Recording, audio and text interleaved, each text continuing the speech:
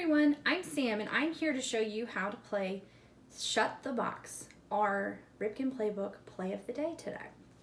This is a really fun game that makes you practice your addition skills, but you also have a little bit of competition in it too. So what do you say we get started? To play Shut the Box, all you need are a few simple materials. The first one I'm going to use is a deck of cards. You can use any deck of cards, but you're really only going to need the numbers 1 through 9, and you're only going to need one set of them. Remember, you can use ace as one, but you'll only need one of 1, 2, 3, 4, 5, 6, 7, 8, and 9. The suit does not matter. You're just using them as number cards. If you don't have a deck of cards, you can write them on a scrap piece of paper, or even just write the numbers 1 through 9 on a piece of paper and use a pen and you can cross them off later. I'll show you what I mean. The next thing you're going to need is a way to generate a number. So the best way to do it is using 2 dice. I happen to only have miniature dice from a board game that I have, but look around, see if you have a board game that you can borrow some dice from. As long as it's numbers 1 through 6, a 6-sided die, you'll be good. If you don't have any die, there's a few options you can use too. Most phones have an option. If you have an Apple device, you can just ask Siri to roll 2 die and she'll roll some dice for you and give you 2 numbers. Another way you can do it is make a spinner as well. So this was just a scrap piece of paper and I drew a circle on it and put the numbers 1 through 6, put a pin in the middle with a paper clip underneath, and you just spin the paper clip and whatever number it lands on is the number that you're going to use. So you'll need 2 dice or a way to generate 2 random numbers 1 through 6. To set up your playing area, it's best if you line up your cards or your pieces of paper, or on your piece of paper, the numbers in a row here, just like this, from 1 to 9, left to right, in increasing order. You'll have your space where you're going to roll your die, or you're going to have your spinner, and then you're ready to go. Once your gaming area is set up, you're ready to go. The goal of the game is to flip over all of the cards or shut the box. How you do that is you roll your dice or use your spinner, and you'll do two spins and get 2 different numbers, and add the dice together.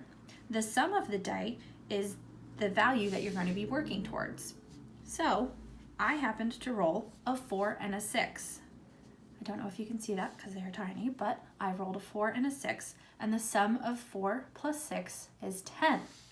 So I can flip over any cards that add up to 10.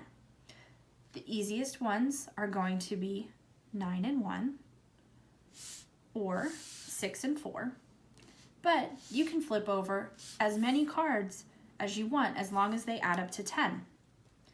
Once you have flipped over a value of 10, you'll roll the dice again. So as I said in the beginning here, the goal is to flip over all the cards, but if you're not able to do that, you want to have the lowest remaining value when you can no longer flip over any cards.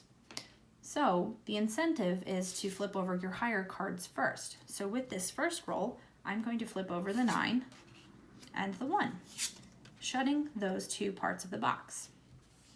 If you're playing with a piece of paper, you can either use a pen and cross off the numbers, or to reuse the paper, you can place little tokens on there to show that you've already used those numbers. So you're going to roll your dice again and repeat the process.